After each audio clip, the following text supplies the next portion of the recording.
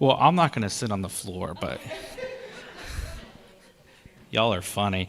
Well, welcome to Watkins. We are so glad that you are here. My name is Rob Tucker. I'm blessed to be the lead pastor here at the church, and so ecstatic for us to host this event. So thank you for those who joined us in person, and I also want to say thank you for those who are joining us online, either live or on demand. We are grateful for your part of this conversation as well. And be sure to share and to comment as we go throughout our Q&A as well later on. So our agenda for the night is I will do a brief welcome, and then I'm a preacher, so anytime I have a mic, I have to talk for a little bit, So I will briefly, and then we'll hand it over to Linking Arms, so kind of give us a big idea, and then we'll have presentations from Dare to Care and then Eastern Area Community Ministries. And then we'll have a Q&A. So if you hear these presentations and you have a question or two that you would like to get them with, and so we encourage you to share after that, and we'll have a microphone for you to use as you ask them questions along the way. But as I think about for us as a faith community, Scripture has a lot to say about hunger, doesn't it? It has a lot to say about feeding people and being with people. And part of that is hunger is not a secondary issue in Scripture, but it is the primary issue. That central to the gospel is feeding people, making sure that everyone has enough for them to flourish and to go and to get along together. And so as I think about it, I think about Leviticus, where farmers are instructed to leave the edges of their fields unplowed so people can come and pick up the rest of the food for the poor and the foreigner. Or the prophets declare that judgment whenever the vulnerable are neglected, it's not very good news for those who are neglecting the poor.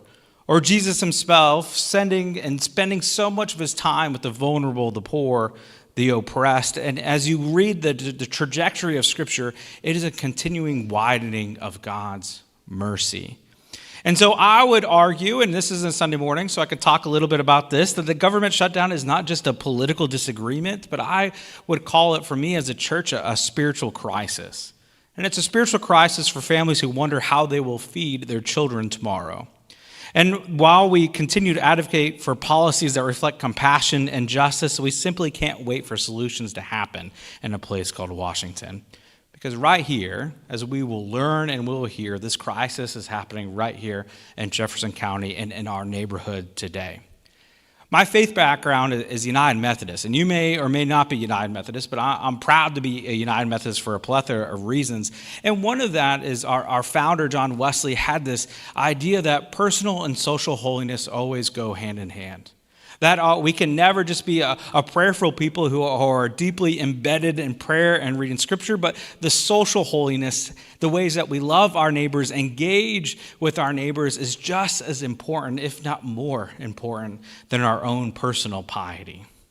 And so my challenge for you is to look hunger in the face. That Jesus says, you give them something to eat, is to his disciples then, but also to the disciples to act even here and even today. So, my encouragement is not to react out of fear, but out of faith for us today. Because when we put food on tables, I would argue that is when Jesus is most present.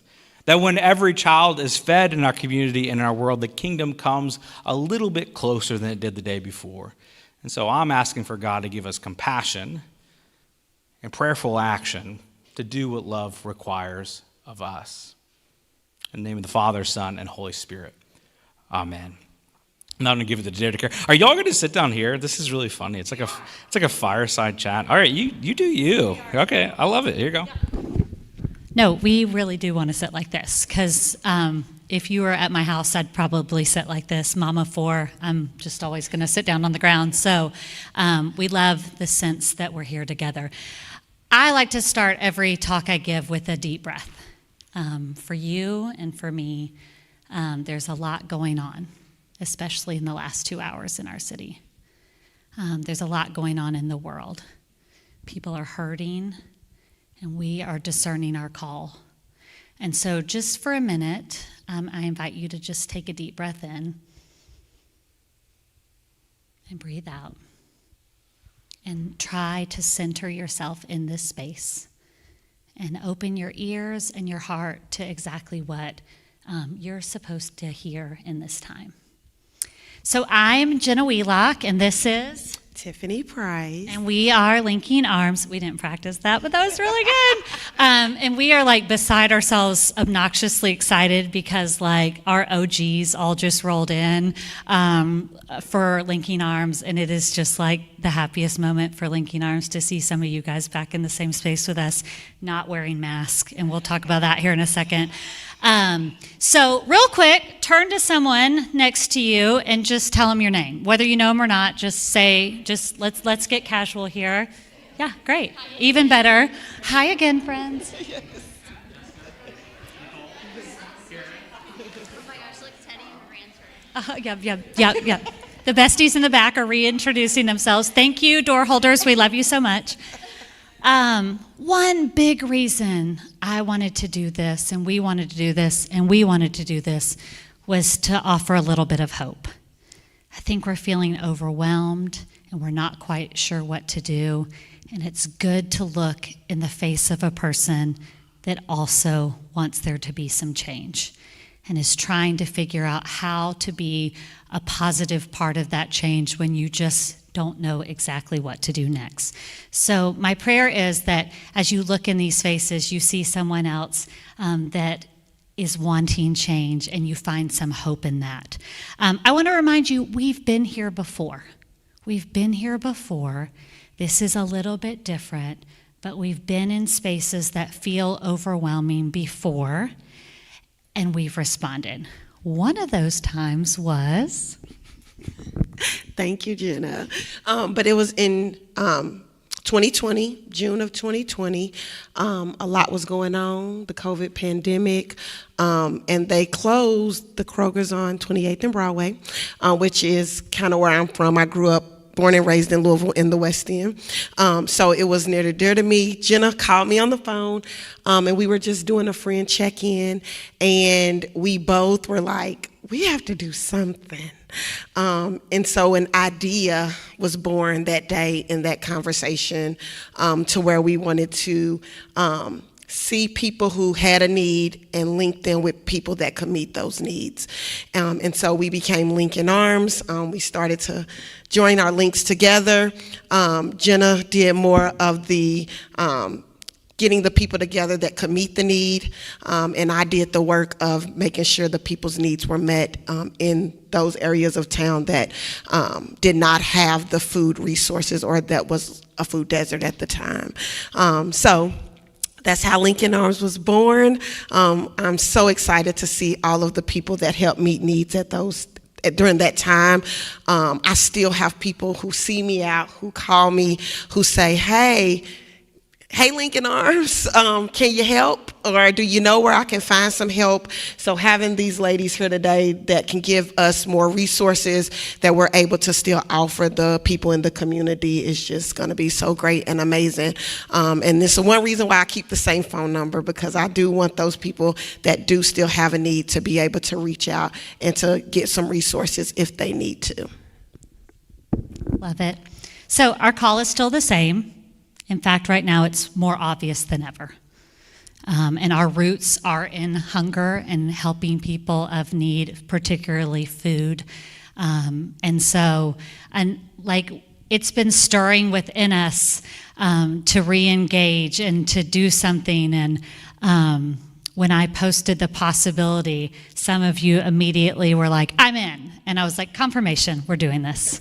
And so kind of one night at midnight, I was like, we're doing this. And I have some really dear current friends and realized friend from the past that we just figured out how we used to know each other, who know a ton about what we need to know. And so the goal of tonight is education. That's top. We got to know what to do and what's going on, because things are different now. The challenges, people are hungry, but they're hungry for more challenging reasons. People who are ways they could have their needs met have been taken from them. And so these gals are going to educate us on the challenges of today and the ways to respond to those challenges. So that's one. Two, there's going to be a call to action. All right, that's who we are. a call to action. We're going to ask you to respond, but we're not going to have all the ways to do that figured out.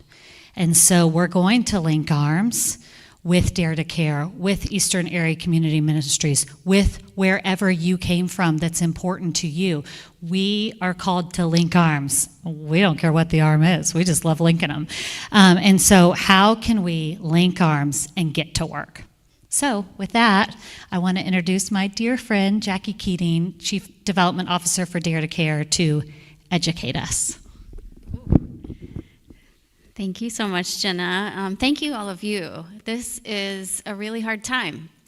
I've been at Dare to Care for 15 years and have never seen anything quite like what we're facing today.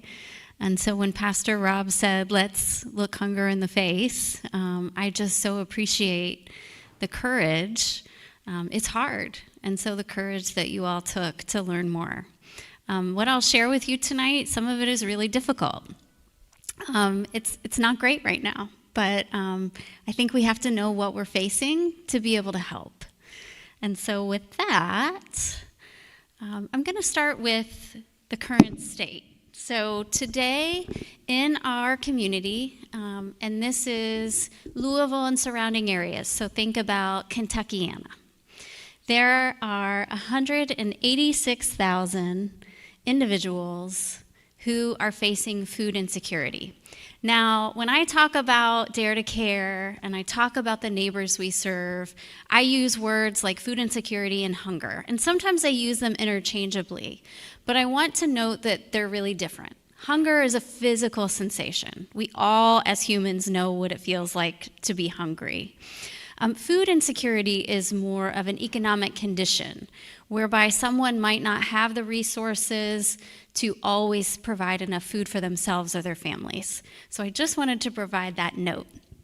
So in our community today, 186,000 individuals are food insecure and therefore not understanding where they might find their next meal.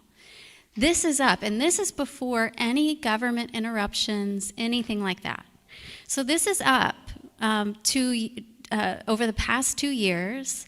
It has increased by 48%. And so we're going into this challenge already with a really, really big challenge. I also want to provide some context about SNAP. While Dare to Care does not provide SNAP benefits, it is a very critical component of how we feed our neighbors. So for every meal the charitable sector, like Dare to Care or our partners at Eastern Area Community Ministries provide, SNAP provides 9. To just give you some context of the scale of SNAP and how that works to feed our neighbors. When we think about the gap right now in terms of dollars, Dare to Care's annual operating budget to provide 27 million pounds of food to our community, Kentuckiana, is $14 million. The amount of SNAP benefits that are injected to that same service area in 1 month is $26.9 million. So 1 month, $26.9 million versus Dare to Care's annual budget of $14 million. So the gap is huge. Oh, I'm so sorry. I wanted to give her a little introduction. So I wanted you to hear, in my 15 years at Dare to Care, I have had the joy of meeting so many of our neighbors, so many unsung heroes, so many helpers.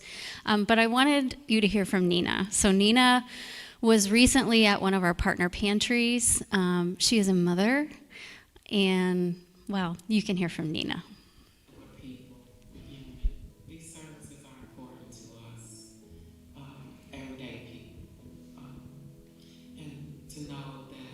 We didn't have these services. We wouldn't eat every day, okay?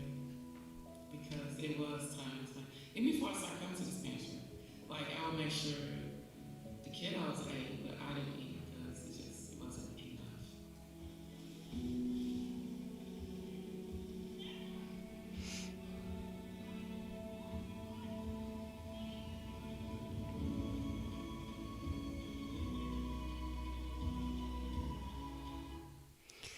So Nina is but one of those 186,000 people. We throw around these numbers, but behind every single one of those numbers is a person who's trying to make ends meet.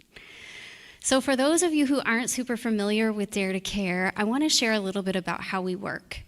A lot of people, when they think of Dare to Care, think of a pantry, but I want you to imagine more of like a Costco, if you will.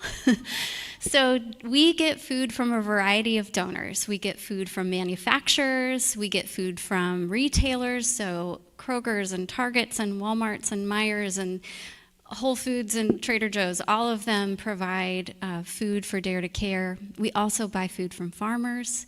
We get a portion of food from the federal government. I'll talk about that in a minute. And we also purchase food to fill in nutritional gaps. When food comes to us, it comes either to our warehouse on Fern Valley Road or to our community kitchen, where an amazing team of volunteers sort this, chop vegetables, make it make sense, put it into inventory, and then it's made available for our partner agencies. Eastern Area Community Ministries is, of course, a really important partner agency for us. We have 400 nonprofit partners across the community. Places like EACM, churches, pantries, schools, healthcare providers. We try to meet people where they are and make it really convenient for people to access food. And from there, meals are provided. In addition to meals, a lot of times when people have issues getting the food that they need to be healthy, they're facing other challenging issues. And so a lot of our partners provide wraparound services. You name it. They, again, meet people where they are.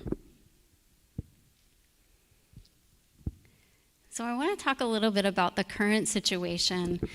This is, and a note. We're seeing so much news. I mean, the headlines, it feels like our world is changing by the second. So this is an article, this was a headline from Reuters in March. Around the same time, our chief operating officer got this email with all of these really great products that come to us from the federal government, and with no real explanation, canceled. Canceled. So this happened, this was the headline in March. We're really starting to feel the impacts of this now. So I think, again, so many of us are looking at the headlines and then we go on with our lives and we think, oh, well, I guess everything's okay. Sometimes there's a lag time, so keep that in mind. But to provide more insight about what this means in real time, over the past 3 months, we have about 1 million pounds less food from the federal government than we had at the same time last year.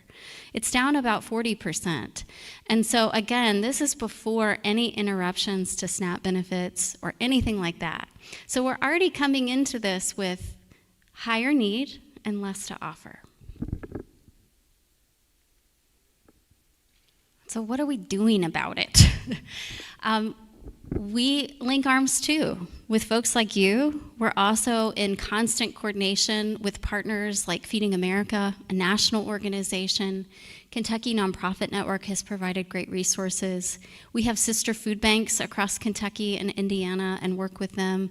And we are on a daily call now with our 400 plus partners. Every day at 4 p.m., we're checking in, we're sharing the latest that we know and hearing from them. In addition, we are sounding the alarm. We're talking to folks. We're hearing from folks. We're doing things like this. We have committed to increasing our purchases of fresh fruits and vegetables and non-perishables by at least 100% through the rest of this year. We will likely increase that, but we have some capacity constraints, so we're watching that. But we've already made a commitment to buy more fruits and vegetables and more shelf-stable items. And then we're balancing today. We know that there are so many needs today, but we've been around for 50 plus years. And so we're trying to balance what is our response today and how can we be sustainable long term and meet needs that we can't even imagine yet. And so I know that there will be other calls to action, but really specific ways that you can help Dare to Care. Donate if you can. Volunteer. We need folks all the time, particularly at our partner agencies. Tell a friend. I cannot tell you how many people have said to me, I don't understand. I'm seeing this about SNAP. I imagine this is impacting you. Help me make it make sense. Help me understand. So tell a friend. And then finally, contact your legislator. Whether the person who represents you, whether you voted for them or not, they work for you. They work for all of us. And so our message is clear. Work together. Work together to reopen the government so that we can feed our neighbors. Oh, okay. And now I'm going to turn it to Erin. Awesome. Great. Hello. Okay, so to echo some of what Jackie said, we definitely are, we also offer wraparound services, which we'll get into in just a second. But I want to start off with a story. Yesterday, a fella came into our food pantry. He had received some food last week and came in today, or yesterday, for some more. And we gave him a little bit. And he said, this isn't enough. This isn't enough for me. Like, I need more food. And unfortunately, I had to say, well, that's all we've got for today. And so, but what we could give him was the hope with other pantries where he could visit. And but the reality is that for us, the partner agencies, we are supplemental. We are not built for sustaining. We are built for once every 30 days, and that's something that we're talking about. How can we give an opportunity for folks to come in and see us more than once?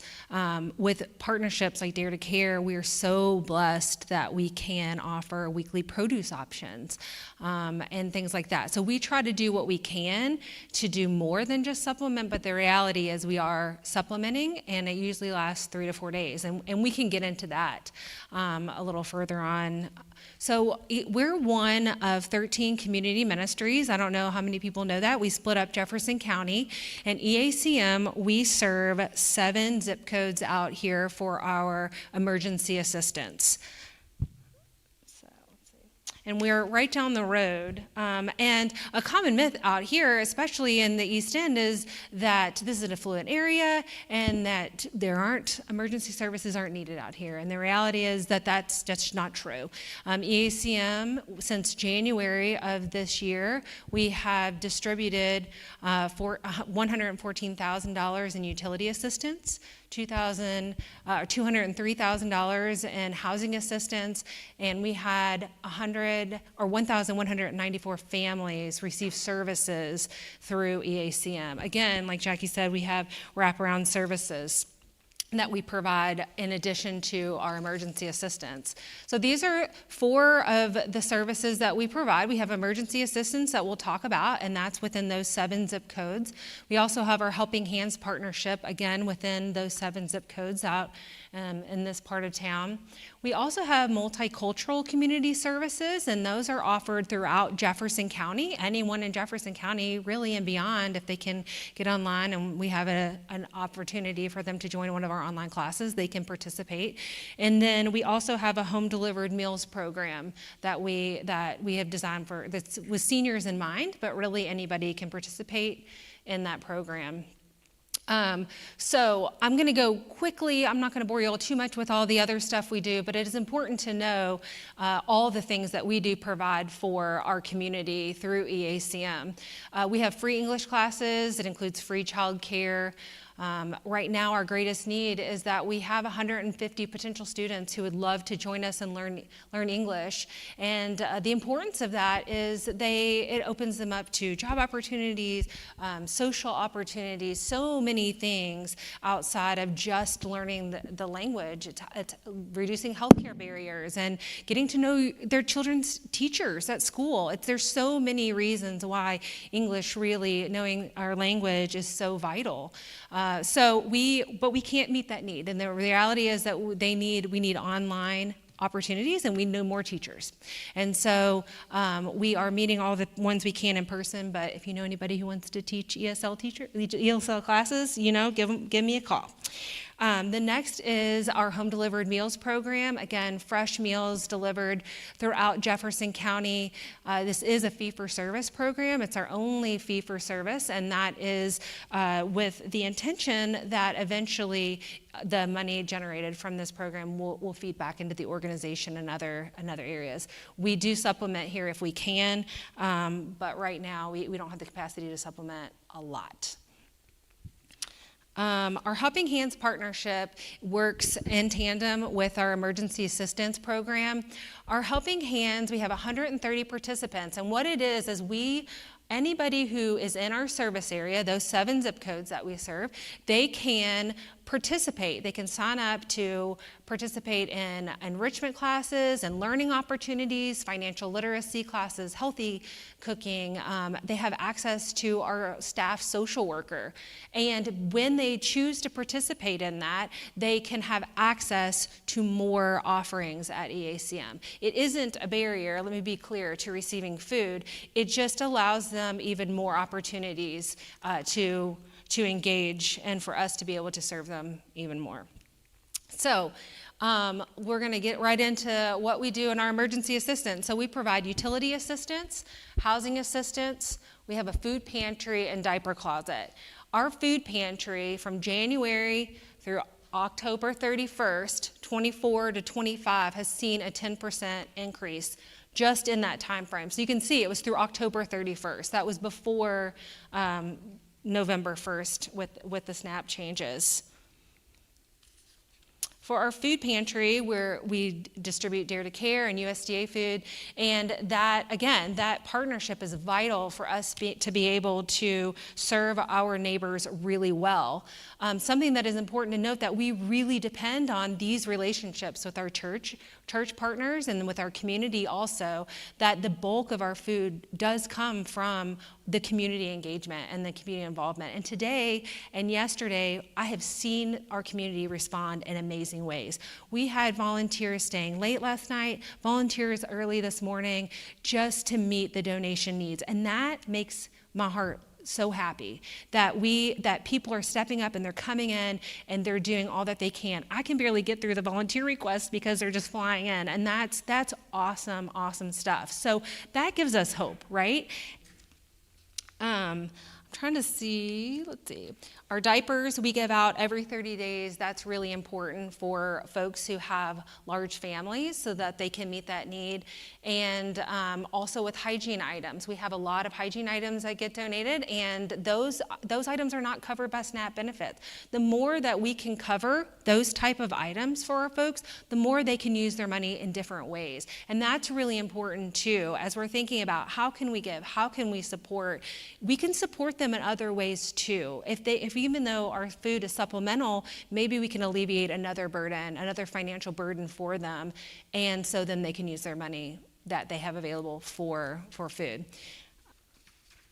So how can you help? We need support with volunteers to help sort donations. December and January is a big time for food pantries.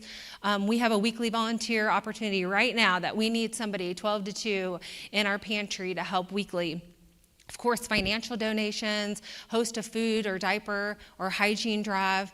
We need gift cards to give to folks who are a part of our Helping Hands partnership so that they can get some extras for their family. Again, alleviating the burden in the food space. And then, of course, praying for our ministry, praying for our community, praying for all these organizations that are out there and trying to do all that we can to help meet the needs of the folks who are right here, who are our neighbors. So that's it. And I got to do it sitting down. Who knew? This is so amazing. So, yeah. You want it back there, Jenna? So fantastic. Can we give them a round of applause already? That was fantastic information for us. So we want to open up to all of you. Do you have a question for one or all of our presenters? Is there something that sparked in your mind that you want to? Yeah. Okay. Thank you. And I'll pass it to whoever needs to answer it.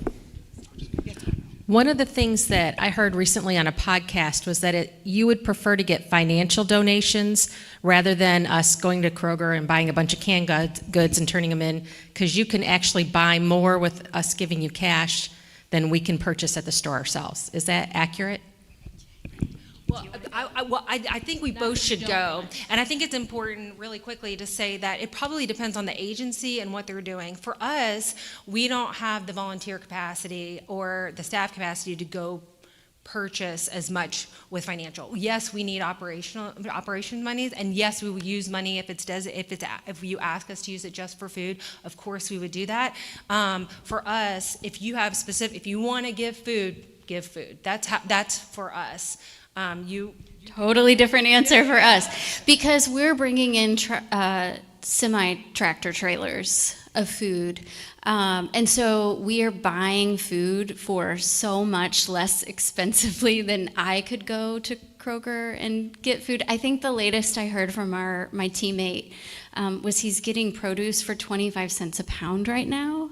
And so we can the volume that we can get with $1 versus me going and spending $1 at a grocery is just not even close to comparing. Thank you for that question. So for those of us that want to save the world, we're always thinking of, mass. How can we solve this problem with one solution? And of course, there isn't one solution. A lot of times in church work, we get down to the micro level. So we're into families and individual shut-ins and things like that. So as I was coming here, I was kind of thinking, I wonder what the action step's going to be. Do they want us to identify families and assign ourselves to, as an ally to that family during this crisis to make sure that they have food? Or should we just kind of go with the organizations that are set up for this, like Dare to Care, and there are 400 members? They know the food business. They know the food scarcity business. They know these clients that are not having a full meal. And so I'm kind of want a better feel for what would be an action step that would be in alignment with these agencies like y'all, where we could all be singing out of the same hymn book. Right, Rob? Hymn book? Okay, thank you. I'll take a stab, but you're right. There's no silver bullet here. There is no easy answer. Hunger is incredibly complex, and yet it is a solvable problem. So I think to answer your question, yes and yes. I think that if we're really going to move the needle on this, it's going to take all of that. It's going to take all of us and then some. And so, yes, I would encourage you, find a buddy and ask your neighbor and check in on them and make sure they're okay. If you have the capacity to help them at an individual level, do that. If that isn't something that you have the capacity to do, we can help extend that for you. And so, yes and yes. I think that we all have special gifts, and we all have time, different time commitments and things. And so, I think, Jenna, one of the things that you do so beautifully is you see needs and you meet them. And so, yes, like a Tasmanian devil. And so, yes and yes. Do you have anything to add? No, I agree. Do you? I would just add one thing that we're trying to be mindful of with Linking Arms is not like reinventing the wheel, and not just offering yet another opportunity. So what we're trying to do is really be mindful of things going on and how can we tap into our ready, willing, and able donors to come alongside, link arms, if you will, with amazing things that are going on already. We have one of those we're going to talk about, and we've thought of ways for you to individualize that and then come together to make a bigger impact. Really, this one is at the benefit of EACM. Our church is a partner of EACM. You all are near and dear to our hearts, and you cover areas around here. And so just wait. I've even made you flyers. There is an opportunity that's going to be offered once questions are answered. More questions? Wonders. There are a handful of educators in this room. I'm looking at the principal of Great House. I'm looking at someone in admin from Norton Commons, retired teacher, substitute teacher. I don't even know, maybe more teachers. But a big thing for me is hungry kids cannot learn. And so I want to be not only mindful of this opportunity that we have here, but also, Kim, you maybe can answer this, and Jackie can answer this too, because it was announced today that in a miraculous event of a very short period of time, every JCBS school is now a drop-off location for Dare to Care, which I think is incredible. If there's something to celebrate, the fact that bureaucracy can come together. Mr. Rogers said, look for the helpers. And right now, in the midst of all of this, there are little silver linings. I heard you two say some that I wrote down. But that partnership and the way in which it's come together is a look for the helpers and a silver lining for me. But teachers, I want to hear from you all. People, what are your families saying? What are your students? What are you realizing quickly that we might want to know as we're contemplating what our action steps are going to be?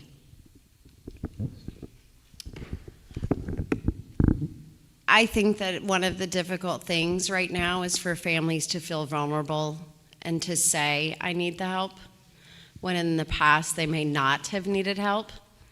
So my admin team is really trying to reach out to individual families that we think might need support. I have a 5th grade student leadership team, and so this morning we met, and they are going to lead that food drive for a week. We're going to make it a friendly little competition just to help get kids involved in the process. I do think one of the challenges at the moment is that we may not know someone needs help. And so how can we as a school community help make that connection? I think that's a big challenge right at the moment, because I think there's a lot of fear. I have a very large multilingual community, and I think there's fear involved in saying I need help because they may be hungry. So we're trying to come up with ways. I don't have really any answers at the moment. We met as an admin team yesterday, and then we branched that out to some of our 5th grade students this morning. So kids have great ideas, so I'm meeting with them again on Thursday. So they might have some awesome suggestions. I reached out to Camera Middle School, where my daughter goes today, and just invited them to, or let them know this was happening tonight, and offered an opportunity to partner with them on a food drive, and the response was like within seconds, yes, we're talking tomorrow. So I think, a courageous step for us is to call a school close to you and say, hey, I'm willing, how can I come alongside you? Every school, or most schools, have a family resource center, have a youth services center. Sometimes, I was an advisory chair for one, they are caught in a lot of red tape. And I'll be honest, it's sometimes easier on them for you to just make it happen. Because once they get involved, they have to check a gazillion boxes. And they are and aren't allowed to do the most ridiculous things where you can be like, I'm just making this happen. So another challenge is to be a make it happener right now. And more? And sometimes it's better to ask just for forgiveness and not permission.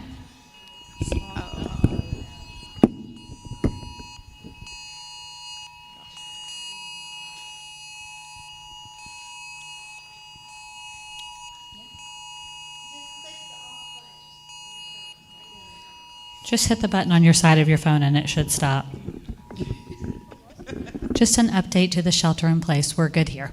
So if you want to connect to a school, sometimes rules can be bent, and so sometimes it's just better to ask forgiveness. Sometimes I tend to play that rule sometimes. So Nicole, do you want to add anything? Really everything we said is very similar to us. It's finding the families that might need it who have not previously asked for it.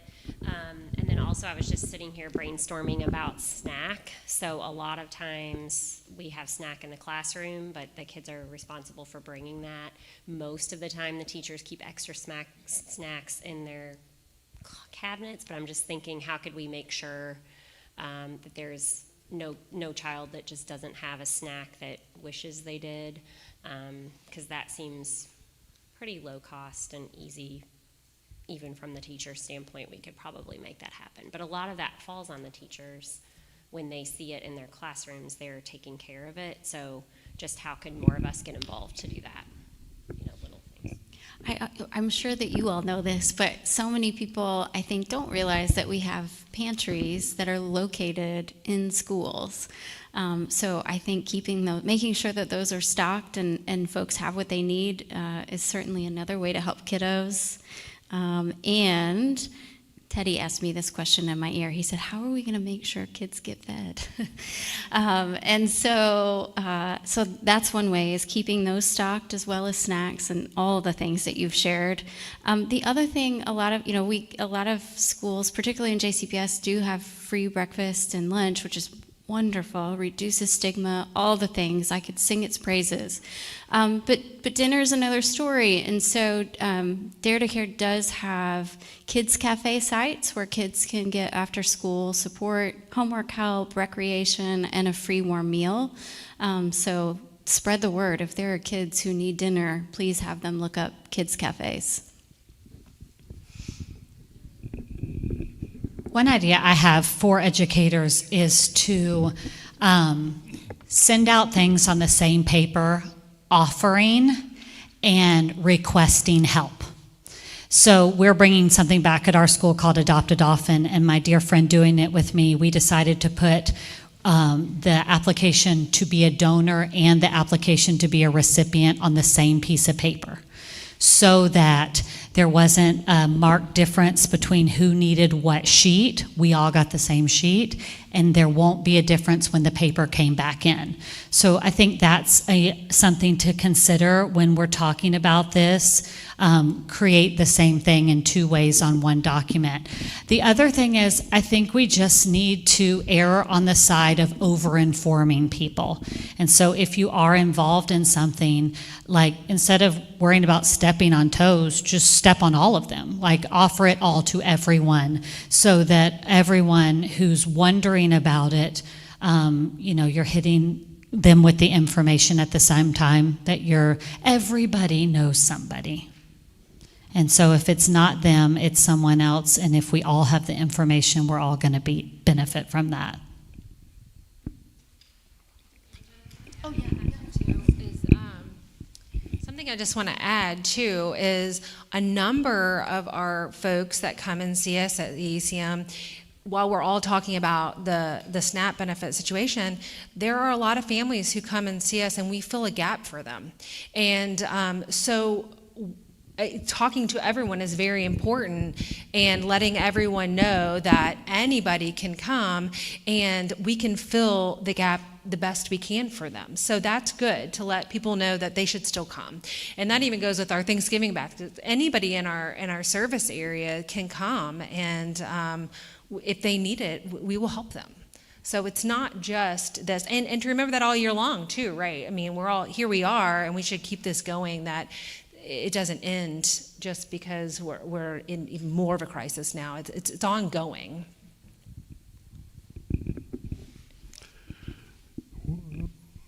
We are called to respond to the need, but try to avoid the greed. Having been in this kind of ministry for many years in Arkansas, I know that there are users. What guidelines do you use to know that people are not taking advantage of your kindness?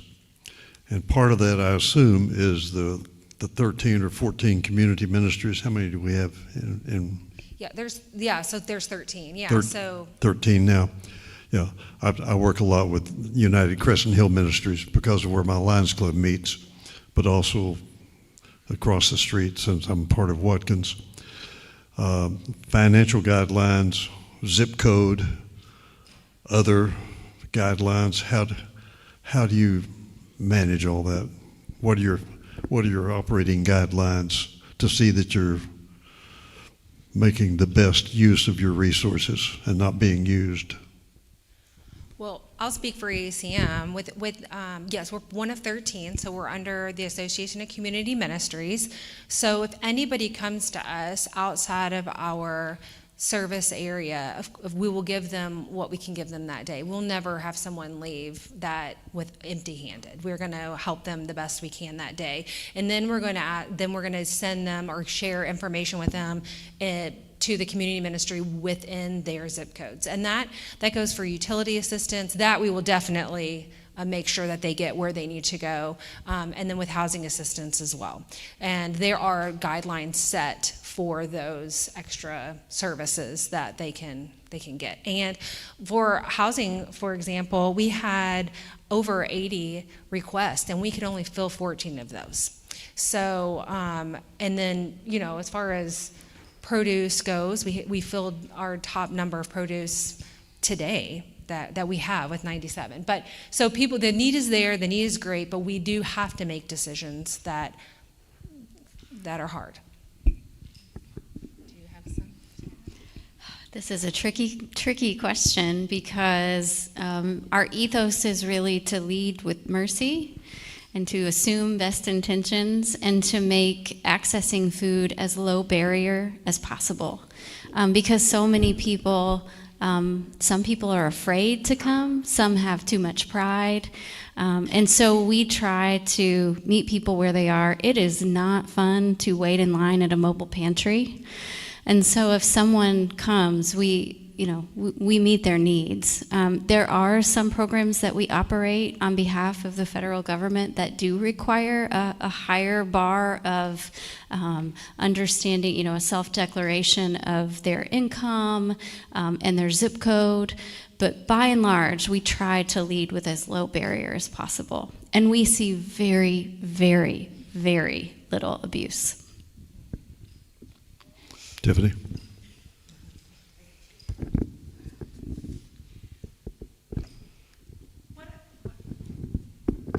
How are we reaching out to our seniors? You talked about the delivery.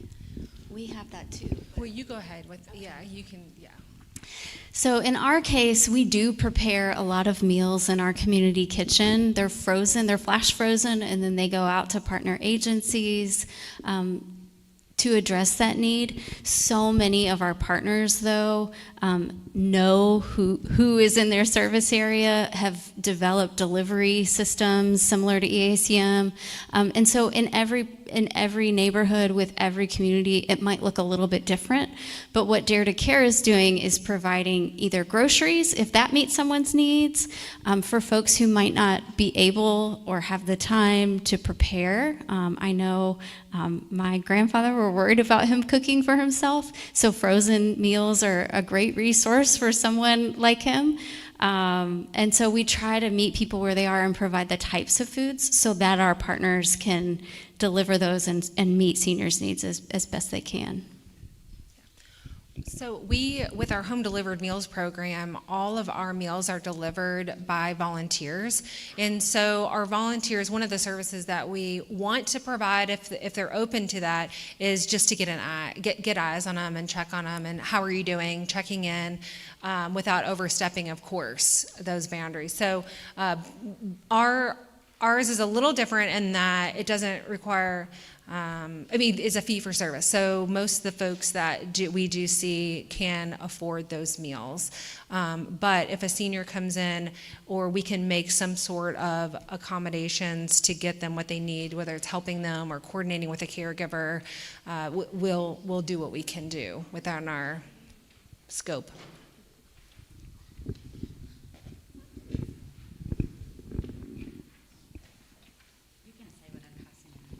Oh, this is hot off the presses. I know I used it as a cheat sheet because some of these statistics are so new to me. So this is just a sheet of information about the shutdown and SNAP, so feel free to pass it along. I think the part in the top right box, if SNAP benefit recipients were their own city, it would be the third largest city in Kentucky. Yeah.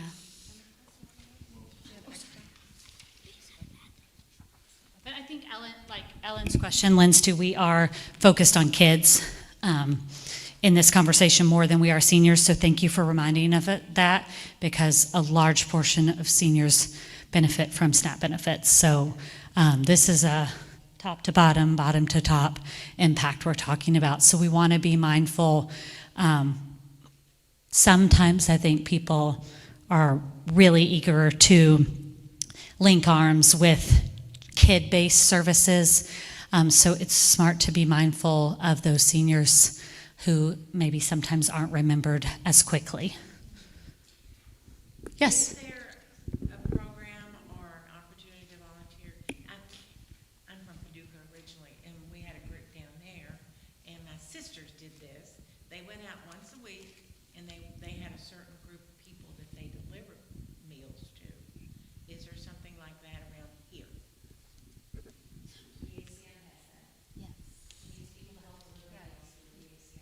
Yeah, I heard that. Program work. Oh, yeah. Well, I'll give you my information when we leave. We'll have stuff. Yeah, that would be great. We'll go to talk. Yes. Yes, lots of ways. So I want to be mindful of your time, and we can take as many questions. We're not in a rush. But one example, do you have this on a slide? No big deal. When you walked in, you might have seen this Scouting for Food opportunity. Our church already partners with the Scout Troop here. Every year, every Scout Troop does something.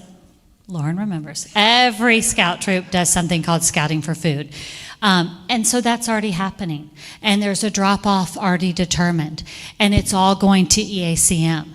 So instead of creating another opportunity, I want to invite you to be your own little food drive that will benefit the larger food drive. I can send you this, you can have this copy, but one action step would be, you, Kim, say, I'm going to put this in every neighbor's mailbox, and I'm going to tell them on, I can't read because I forgot my glasses, on November 18th, if it's on their porch by 9 a.m., I'll pick it up for them. Okay, thank you, 15th, see? Oh, 15th, okay, need to fix that. 15th, on their porch by that date, I'll pick it up and I'll bring it. But at the same time, they could also bring it themselves to here. There will be lots of scouts and others, if you would like to volunteer receiving of the food. We know how to pack boxes of food. So things will be sorted. We'll look for expiration dates, all sorts of things, and we can work together. That will happen here in our parking lot on that Saturday.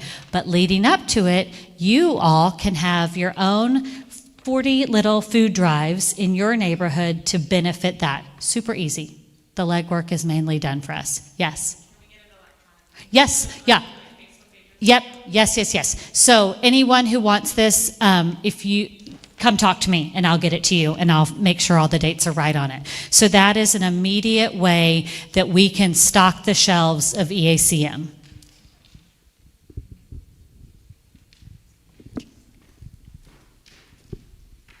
Jenna, for that food drive, we're also partnering with St. Bernadette's and St. Mary's. So that's another place that you can drop off food before the 15th, and they'll bring it over here if you can't get here. So we'll make that all, I can correct this and make it clear so before I just to send it make to sure you that all. it's not just Watkins, it's St. Bernadette's as well, and all of our scouts from both churches. Oh, fabulous. And so we'll be starting at 9 o'clock that morning, that people can start dropping off their food here. And I think it's one of your biggest drives to fill the pantry, if I'm not mistaken. Yeah, so we are doing an additional drive that day. Usually we just do scouts on Scout Day, but we're opening up the pantry for anybody. We've actually identified a few days and times that are outside of our normal operating hours that we would we are going to make sure somebody's on site so that we can accept donations. I know our hours are hard for everybody. They're like Monday through Thursday, 10 to 2. And so that's tricky. That's not easy. So we've identified some times, and then also other community partners who will happily hold the donations so we can go pick them up for this month. So that it's kind of just this month. And we're going to wait and see what happens next, and we'll keep you posted. But thank you for your efforts. Yep. And we will be ready for you. Thank you on the 15th. Non-expired food donations. That would be great, yes. That's a super great way for those of you that are parents and wanting to teach your kids how to serve, empowering them to invite their neighbors to give food is a really simple way to get your kids involved in these efforts. Are there specifications on what is most needed or what is not helpful? Right.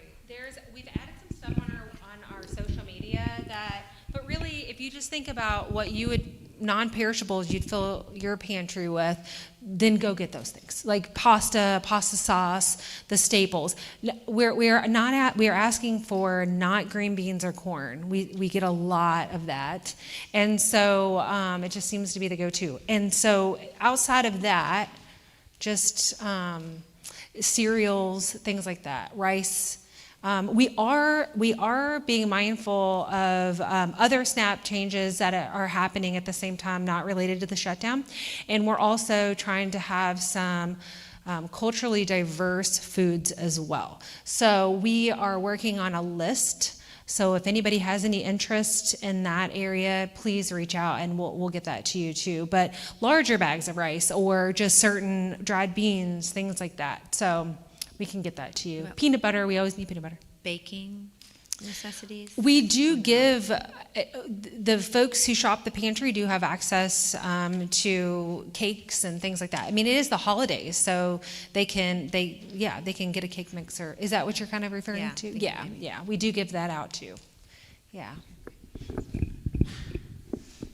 Apologies for not paying as much attention to the news as I probably should, but it gets too depressing. So is this need, right? It says government shutdown and SNAP.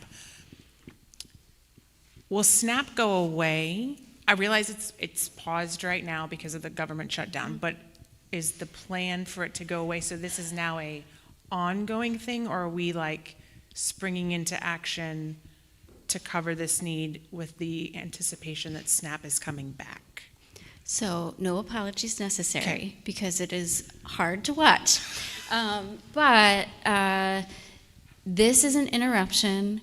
You may have heard of the One Big Beautiful Bill that passed earlier in the summer. And so we anticipate changes to SNAP in late 2026, as well as Medicaid, which these are going to have a significant impact on household budgets. And we anticipated that, again, in late 2026, conveniently after midterms, so no one can blame anybody for it. So that we expect, and that will be longer term, right. And it's something that we're thinking about and planning for now. This feels like a fire drill, and even bigger than that, because while that is really hard, and there are going to be a lot of people who are currently benefiting, well, before the shutdown, we're benefiting from SNAP, but before, they will have higher barriers. So yes, and yes, I think, to your question.